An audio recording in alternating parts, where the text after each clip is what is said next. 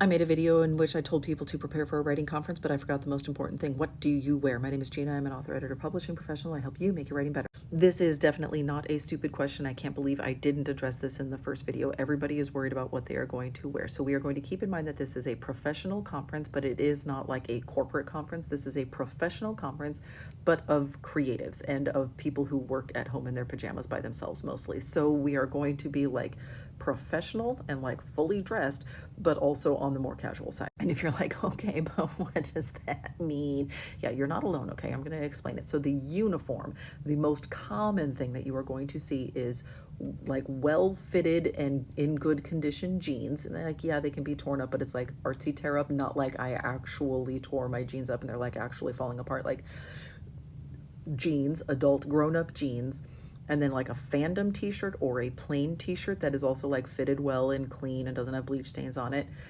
and then Converse, just so many Converse sneakers. So like that is definitely by far and away the most common shoe. Like 50% of people at a writers conference will be wearing Converse sneakers. Obviously that's not a real rule, so but we are somewhere in the like ballet flat sandal fashion sneaker, like that kind of a range. If you don't feel like that is grown up and dressy enough, you can feel free to throw a cardigan over it or like a deconstructed blazer. That is sort of like the uniform that you are going to see.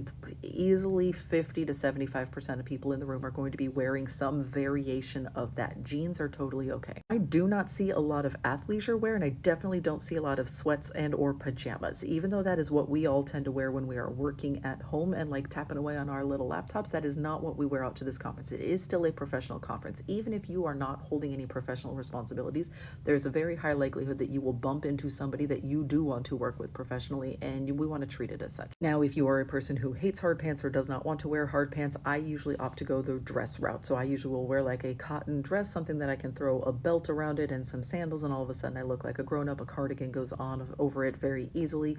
Usually you're going to have something with a sleeve to it because it is fairly professional, but that's not a hard and fast rule. You're going to see fairly like sleeveless. There's just not a ton of like spaghetti strap super casual stuff.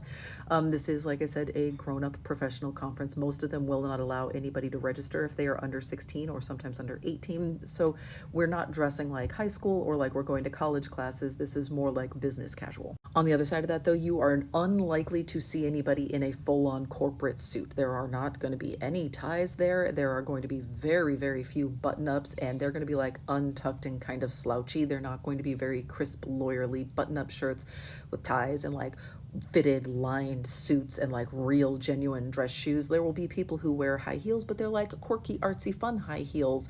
There will be some people who dress up and treat this as sort of like a costume opportunity. Like Gail Carriger is a really good example. She dresses in this sort of like Dior new look kind of mid-century vintage thing everywhere that she goes because it goes with her vibe and with her brand. There will always be at least one or two people wearing like Renaissance fair style crowns and or fuzzy ears. That is an option. You can do that.